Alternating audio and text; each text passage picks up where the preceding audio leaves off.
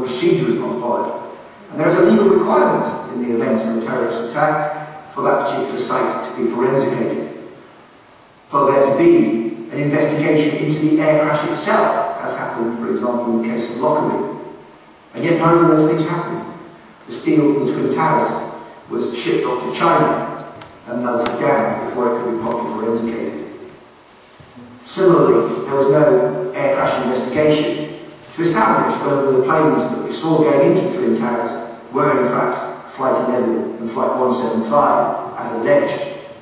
Without that forensic investigation, without the forensication of the steel, for example, it's impossible for either side to come to any definitive conclusions about 9/11.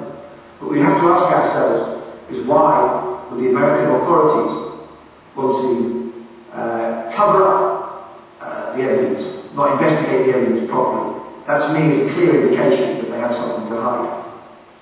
And if we look at the actual collapse of the Twin Towers on that day, and again I urge people to simply look at the film with their own eyes, we can see that the conversion of reinforced concrete into dust which is blown out of the towers is clearly not consistent with the amount of energy that was in kerosene burning airline fuel. Similarly, the official explanation that the steel melted and bowed out and therefore allowed the floors to fall on top of each other, known as the pancake theory, does not stand up to scientific scrutiny. Steel melts at 2,800 degrees Fahrenheit. Kerosene, or airline fuel, burns in ideal conditions at about 1,700 degrees Fahrenheit. Clearly those fires were never hot enough to melt the steel structures. And the pancake effect, of course, allows for the floors to fall, but does not bring down the central columns. So if you believe this theory again, you have to account for why there are not large steel columns still sticking up in the air after the collapse of the exterior of the building. And it's the same thing when we begin to look at the Pentagon case very closely.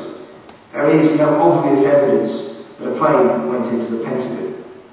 Similarly, we have to ask ourselves how a civilian jet airline managed to get through the Pentagon's anti-missile defense system.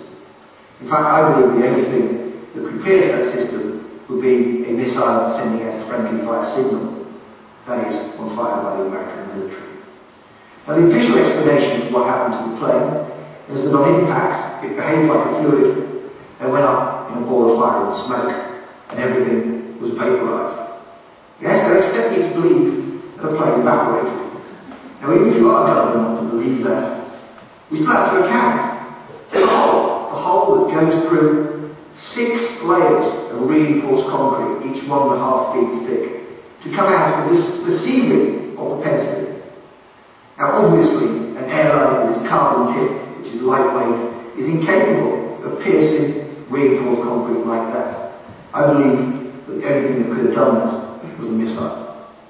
But these are issues that the 9/11 Commission has not even looked at.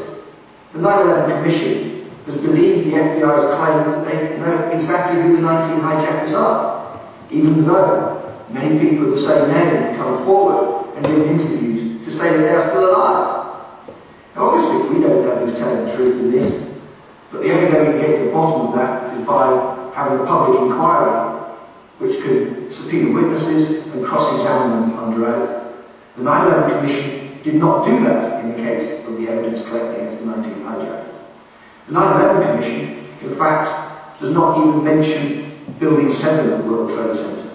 And many people, of course, coming to us for the first time, will not be aware that after Twin Towers fell, that day, Building 7 of the World Trade Center also collapsed, making it the only steel frame building in history to collapse under fire without being hit by an aeroplane. An academic, a physicist at Brigham Young University in Utah, Professor Steve Jones, published a paper. As a physicist, of course, he'd be an expert in the falling of buildings. And he came to the conclusion that on the available evidence, the most likely cause of the collapse of the Twin Towers in Building 7 was controlled demolition. As part of his paper, he asked a question that no one had previously been capable of answering. And that was how there were red hotspots on images taken from a thermal satellite 5 days after the 11th of September 2001 on ground zero.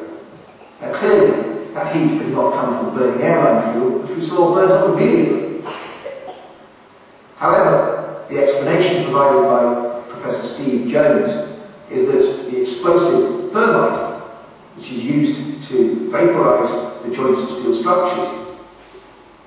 creates a byproduct of molten iron.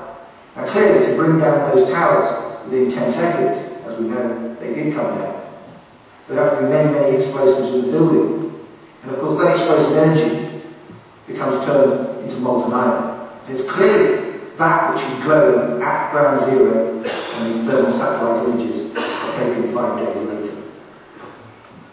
Shortly after 9/11, we will recall that Senator Tom Daschle, the majority leader in the Senate, a Democrat, received anthrax through the post.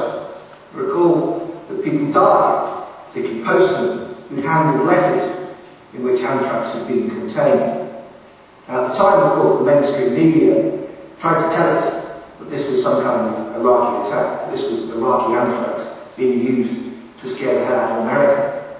However, the investigations by the FBI revealed that this was US military-grade anthrax.